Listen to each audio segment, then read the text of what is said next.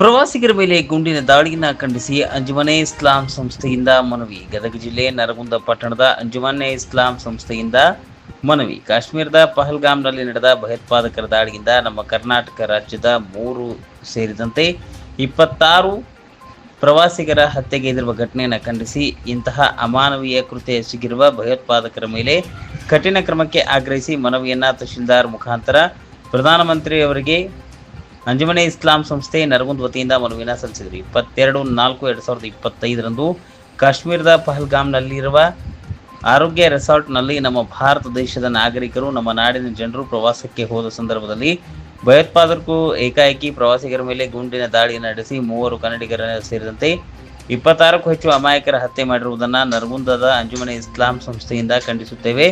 ಮಾನವ ವಿರೋಧಿ ದಾಳಿಯಲ್ಲಿ ಮರಣ ಹೊಂದಿದ ಕುಟುಂಬಗಳಿಗೆ ಸಾಂತ್ವನ ಹೇಳುತ್ತೇವೆ. ಅಮಾಯಕರ ಮೇಲೆ ದಾಳಿ ನಡೆಸಿರುವ ಯಾರೇ ಆಗಿರಲಿ, ಯಾವುದೇ ಧರ್ಮದವರಾಗಿರಲಿ, ಅಂತಹ ನೀಚರಿಗೆ ಕಠಿಣ ಶಿಕ್ಷೆ ಆಗಬೇಕು.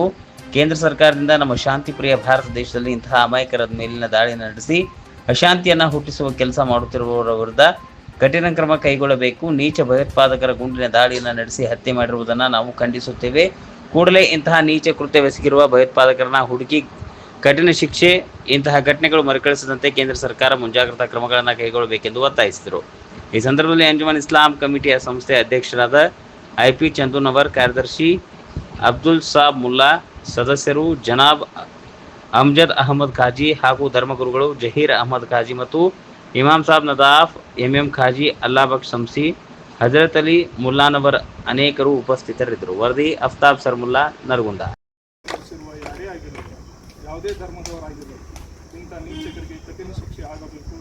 ಕೇಂದ್ರ ಸರ್ಕಾರದಿಂದ ನಮ್ಮ ಶಾಂತಿಪ್ರಿಯ ಭಾರತ ದೇಶದಲ್ಲಿ ಇಂಥ ಅಮಾಯಕರ ಮೇಲೆ ದಾಳಿ ನಡೆಸಿ ಅಶಾಂತಿಯನ್ನು ಹುಟ್ಟಿಸುವ ಕೆಲಸ ಮಾಡುತ್ತಿರುವ ಅವರ ವಿರುದ್ಧ ಕಠಿಣ ಕ್ರಮ ಕೈಗೊಳ್ಳಬೇಕು.